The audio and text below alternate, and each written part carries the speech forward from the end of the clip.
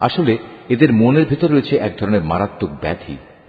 প্রতারণার কারণে আল্লাহ তাআলা এদের সে ব্যাধি বাড়িয়ে দিয়েছেন।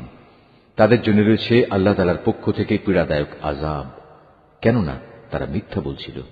তাদের যখন বলা হয় তোমরা এই শান্তিপূর্ণ জমিনে অশান্তি ও বিপর্যয় সৃষ্টি করো না, তখন তারা বলে, না, আমরাই তো বরং সংশোধনকারী। অথচ এরাই হচ্ছে জমিনে যাবতীয় বিপর্যয় সৃষ্টিকারী, যদিও তারা এ ব্যাপারে কোনো চৈতন্য রাখে না। তাদের যখন বলা হয় অন্য লোকেরা যেমন ঈমান এনেছে তোমরাও তেমনি ভাবে ঈমান আনো, তারা বলে, হে নবী, তুমি কি চাও আমরাও নির্বোধ লোকদের মতো ঈমান আনি? আসলে নির্বোধ তো হচ্ছে এরা নিজেরাই, যদিও তারা এই কথাটা জানে না। মুনাফিকদের অবস্থা হচ্ছে তারা যখন ঈমানদার লোকদের সাথে মিলিত হয় তখন বলে আমরা ঈমান এনেছি, আবার যখন একাকী তাদের শয়তানদের সাথে মিলিত হয় তখন বলে আমরা তো তোমাদের সাথেই আছি। ঈমানের কথা বলে ওদের সাথে আমরা ঠাট্টা করছিলাম মাত্র। মূলত আল্লাহ তাআলাই তাদের সাথে ঠাট্টা করে যাচ্ছেন। আল্লাহ তাআলাই তাদের অবকাশ দিয়ে রেখেছেন, তারা তাদের বিদ্রোহে বিভ্রান্তের ন্যায় ঘুরে বেড়াচ্ছে। এরা জেনে বুঝে হেদায়েতের বিনিময়ে গোমরাহি কিনে নিয়েছে।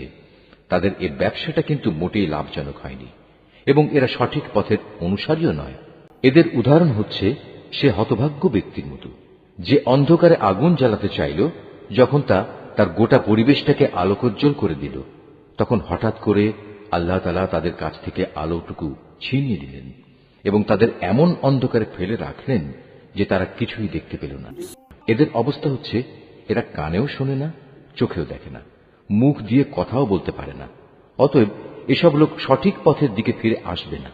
অথবা এদের উদাহরণ হচ্ছে আসমান থেকে নেমে আসা বৃষ্টির মতো, এর মাঝে রয়েছে আবার অন্ধকার, মেঘের গর্জন ও বিদ্যুতের চমক। বিদ্যুৎ গর্জন ও মৃত্যুর ভয়ে এরা নিজেদের কানে নিজেদের আঙুল ঢুকিয়ে রাখে। এরা জানে না আল্লাহ তাআলা কাফিরদের সকল দিক থেকেই ঘিরে রেখেছেন, তাতে এদের অবস্থা নাজুক হয়ে পড়ে। মনে হয় এখনই বিদ্যুৎ এদের চোখ নিষ্প্রভ করে দেবে। এই আতঙ্কজনক অবস্থায় আল্লাহ তাআলা যখন এদের জন্য একটু আলো জ্বালিয়ে দেন তখন এরা সেদিকে চলতে থাকে।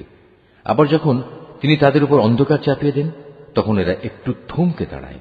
অথচ আল্লাহ তাআলা চাইলে সহজেই তাদের শোনার ও দেখার ক্ষমতা ছিনিয়ে নিতে পারতেন। নিশ্চয়ই তিনি সর্বশক্তিমান।